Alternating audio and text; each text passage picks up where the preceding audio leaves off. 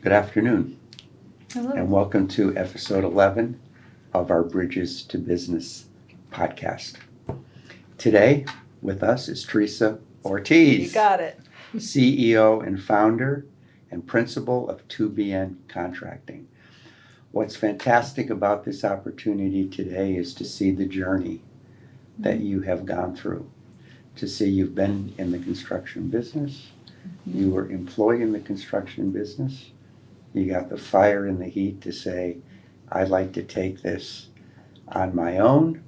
You had the gumption, the grit, and the determination to do that. And today you are in the construction consulting business as a woman-owned business. So I have to say, on behalf of all of us here at the SBDC, congratulations. This is incredible. So Thank you. what I'd like to ask you is just kind of walk us through the journey. I mean, what began the process to help our viewers and our audience know how you came to the conclusion from being employed to the successful entrepreneur that you are today? Yeah, absolutely. And thank you for having me here. You are so welcome. Yeah, I'm glad to be here and I'm part of the journey. So, my background is basically I've always worked corporate construction, manufacturing, and just seeing there, as I was 19 when I started and just growing up in the industry and seeing the need really in the last, 15 years of having a woman-owned business in construction and the value add to it. I saw a real opportunity and I really just kind of took the leap of faith. So my background's, running large projects and my husband and I did side work for a very long time.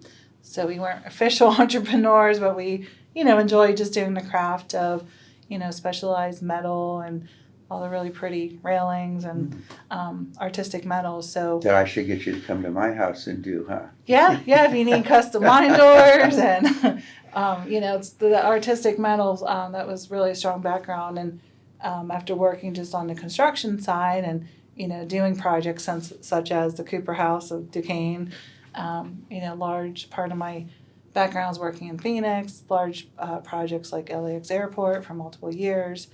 I really just saw a need to have a qualified woman-owned business in construction. So it was just over 5 years ago, I really started thinking about am I gonna do this? And I decided to do it. I can always go back to what I was doing. So I decided to take the leap of faith and invest in myself, invest in my family's future. My husband and I just made the decision of let's save up, let's figure out what our exit plan is. We know we're going to have downtime of not having receivables or sales, so what's that look like? And I guess it was really kind of 6 years ago that we started looking so we could plan accordingly of, financials and what that looks like and what our new life would look like. So we took the leap and here we are now. And one of my friends I used to walk with daily, she had told me about the SBDC and the help that they give and provide to help you start your business. And she's like, you should really reach out to them. And I did. And I started with the first class, the financial, the 101. Yeah. And 101. right, and I remember actually being in my old job, being on camera, listening to that on the podcast when I was in my office, just to gear up because there was a little lap over of it. But once I did that, I was like, I can do this. Just you got to figure out the path and plan accordingly and lean on the community. So we're certainly glad that you came to us, and obviously you were assigned to Don here, who's one of our senior business consultants. Mm-hmm. So Don, from your perspective, how was the interaction and process? It was very easy to work with Theresa, and she came to us exactly the way she described here. She was going to have a period of uncertainty to get through. We had a lot of discussions about how she's going to make it through that period of time without salary. Mm-hmm. Right from the very beginning, she wanted to get certification as a woman-owned small business, which was the key for her to get work from construction companies out there. They were waiting for her to get her certification so they could call her up and start giving her work. That took a while. I mean, she ground right through it. She just kept working at it. There was no hesitation. When you decided to go into the business, obviously with the foresight of being a woman-owned business, right now there's obviously in the general business community, and more importantly, even within the government, they are very much looking to support not only women-owned businesses, but specifically in the construction area. I don't know if you two had a chance to maybe talk about this in greater detail, but procurement, what we call procurement, is government contracting. To what extent have you explored it? Have you thought about exploring it? And, we could very much help to facilitate that for you. Yeah, well, I know a lot of that was, I think just kind of big picture overall is, I wanted to always be able to deliver what we promised. Sure. So a lot of it was scaling, right? So you start here, I've always visualized the business as a staircase, right? So you start at the bottom and okay, we take the next tread up, and it's taken a few years to get to the part of being able to have the team to handle the bigger contracts, having the employees or union labor, so working with the union and learning how that works. So it's been very exciting, but it's also been really important to me of how do we scale appropriately. So now we're just getting into the part where we can take on the government contracts or okay, let's start bidding this work, but who's our estimator, right? Right. So what's our system to run our estimating? So we've worked through a lot of that in those last few years. And just keep in mind if that's something that you're seriously going to pursue. Absolutely. We have a lot of resources, not only here at Duquesne, but because we're part of the 16 SBDC network in Pennsylvania, there are a couple of centers that are considered centers of excellence in procurement. Okay. So we can always, work with you and them and help you in that regard. So I often ask entrepreneurs, Monday morning quarterbacking, okay? If you go back and you look at what you did, what would be some of the things that you said, gee, if I only knew or thought of, I wouldn't have done this, or I wouldn't have done that, or I would have done something better? Yeah. I think the biggest thing really, hindsight looking, is I wish I would have believed in myself more. Where maybe I thought I needed a certain employee or a certain, partner or, part of that where, okay, we need that. But really believe in yourself and, you have this gumption to be here. You don't want to say you don't need anybody else. You need that team of employees to support you. But, I wish I would have been more of the soul of visionary and just go, okay, I got this, I know what I need to do, and let's do that. So not listen to all the other noise. Don, from your perspective in working through the entire consultation process, can you speak about the business plan and the cash flow projections? Because that always seems to be an issue with many of our clients or a big challenge. Well, like many starting businesses, you have to chase people to get paid sometimes. So there was a little bit of a cash crunch period. And then dealing with lending institutions and making sure they could help her out and give her funds, line of credit, or whatever you got from them. I think you're a line of credit person. Yeah. Do you, I'm assuming you're all on accrual, correct?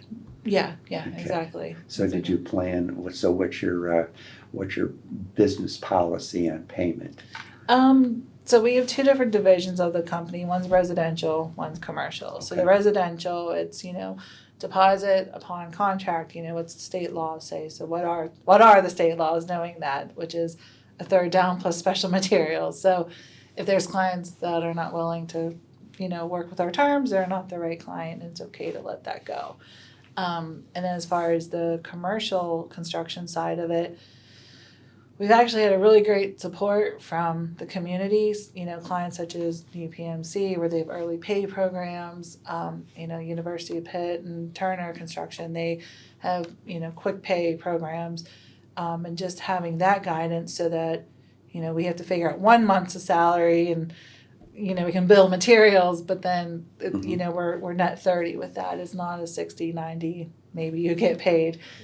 So a lot of it's been learning who your ideal clients are and working with the community of knowing what support's out there to help you do this. So because it's obviously a very special business with its own set of accounting principles and rules, how have you done with your accounts receivable? So we're finally getting up there. So it's been, some of the projects in the early years, we thought it was the right client, but then it was a little rough and rocky trying to figure that out. But it's leveled out that we're pretty solid with, the biggest thing now is making sure the install team hits the schedule. So we can invoice based on schedule and receivables. So, yeah. So if, as I use this expression, if Jimmy Fallon, stuck the microphone in your mouth and said, "Hey, tell me about this SBDC," what would you say? I'd say it's a great support to know what direction and great resource to ask questions of where your business can go, what you need in place to be a real business, and somewhere to go lean on when you have questions and point you in the right directions or answer questions and talk through things. So if you were advising any would-be entrepreneur, any entrepreneur such as yourself that's at that point in their business growth to take the next steps, what would be the advice that you would give them? Just do it. Honestly, don't let fear hold you back. There's even, as I say here, I have a minute, but I have fear of other things. So it's always going to be one way or another. Know either the numbers of how to work your numbers with accounting, or have an accountant that can, so that way you do have a budget. You know what the numbers are. I didn't realize when, doing construction how much of an accounting job or roles there would be, but it makes sense with, think about what systems you want to have in place. What does your operations look like? Who's doing what? Be specific with that. What is your systems? Like I remember Don saying, you should probably get QuickBooks. Have you thought about that? I'm like, oh yeah, you're right. Because then, just starting with QuickBooks, you don't need to know QuickBooks or how to do QuickBooks. You just need to know you need it and to find the right person as a bookkeeper, local accountant, doesn't have to be some elaborate high-rise building accountant. It can be Correct. somebody local and just work with What them. we often find, right away is that people will come in and they put the cart sometimes before the horse. So Right. I'll hear like, well, I have to find an accountant. I have to get my LLC started. And this is, and especially with the startup. Right. And I'll say, why? Why? Right. It's like You don't even know that this business is, once we figure out if the business is viable, if it's successful, then the next step would be, Right. what are the appropriate resources? So you bring an excellent point Yep. to the table. Yep. I think one of the advantages of working with the business consultants, such in this case with Don, this is the third party objective advice Right. that we can give. Because at the end of the day, what we say is, look, we're not your boss. We're your consultant. But here at this SBDC, we're committed to helping our clients make informed decisions. That's really what it's all about. Right. That you are making a decision that we believe is based on fact, based on objectivity, based on information. Don, your final thoughts just on the whole experience. Well, Theresa's been quite a star. She's the prototypical person who wanted to get into business. And as she said, she could always go back to what she was doing before. So that took a little bit of the risk out of the equation.